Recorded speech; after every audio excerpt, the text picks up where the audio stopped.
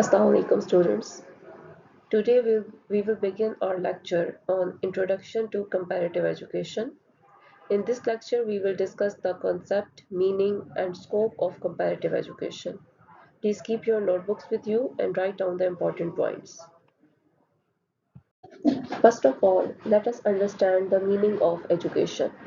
Education is a process through which a person gains knowledge, skills, values, and attitudes that help them develop intellectually, socially, and morally.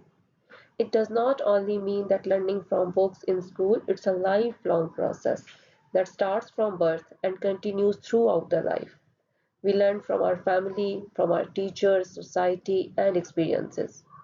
According to many educationists, education is the process of developing the whole personality of an individual, including the mind, character, and abilities.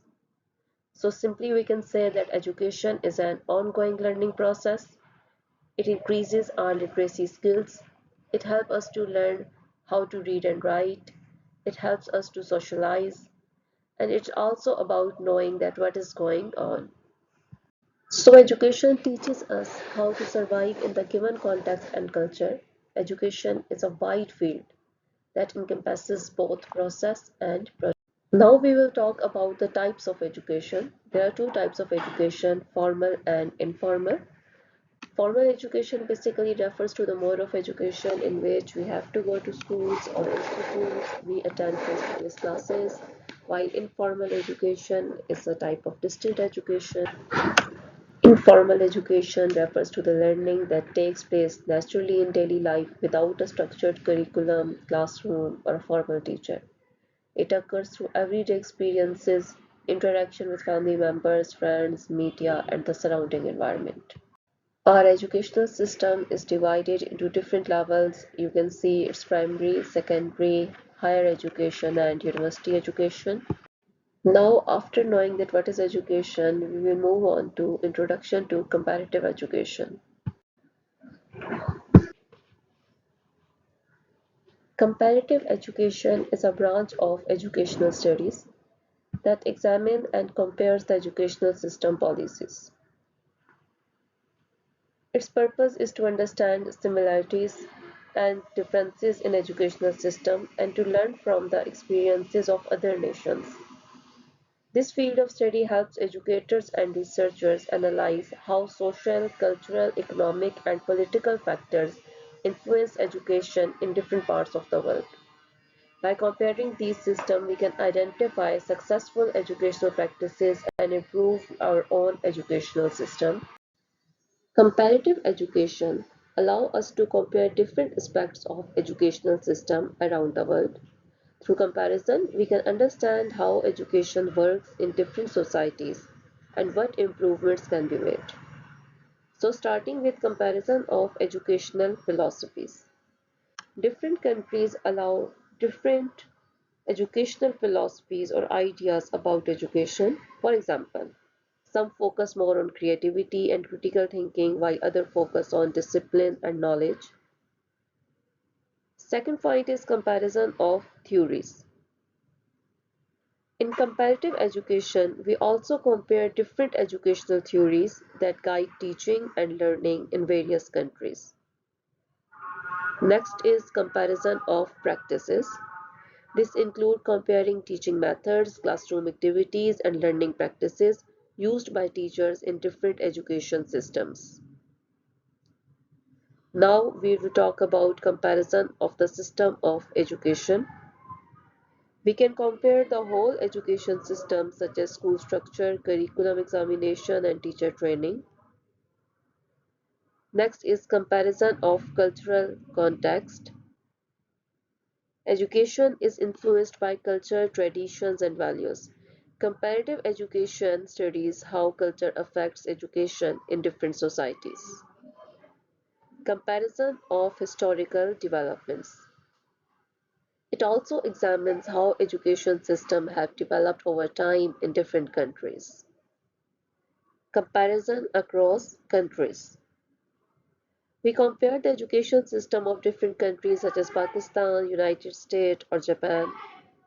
Next is comparison across continents. Sometimes comparisons are made between continents, for example, education in Asia or education in Europe, or you can say Africa.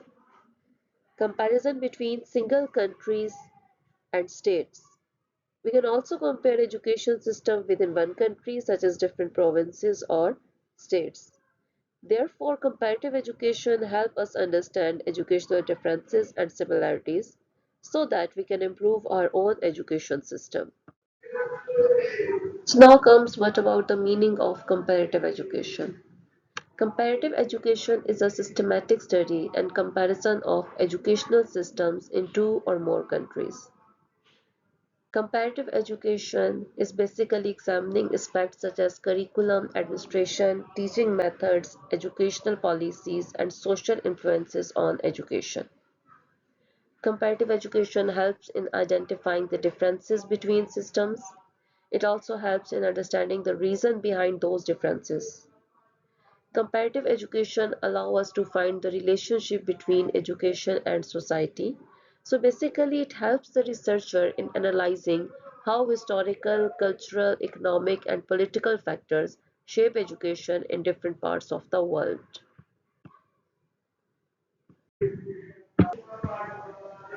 The scope of comparative education is very broad because it draws knowledge from many other fields to understand education system in depth.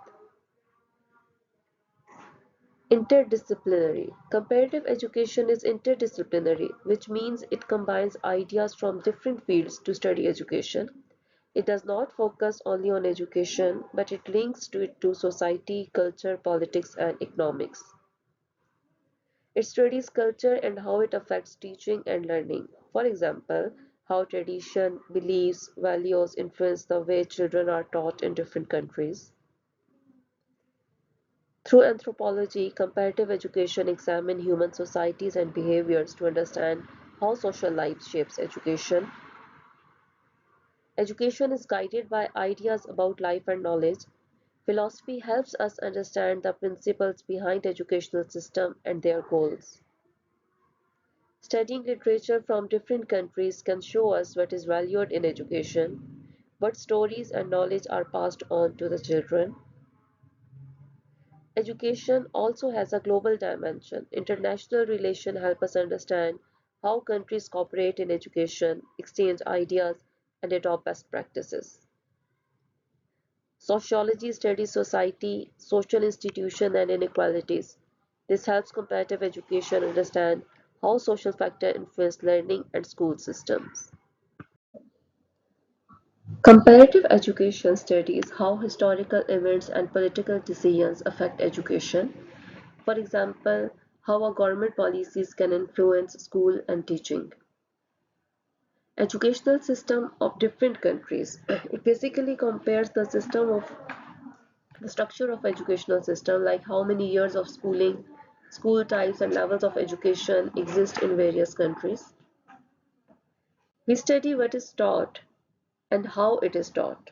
So what is taught is basically curriculum, and how it is taught is a teaching method in different countries. This helps identify the best practices that can improve our own education system. Teacher education and training is basically in different countries. We talk about the teachers, how they are trained, and what programs or certification exist for professional development.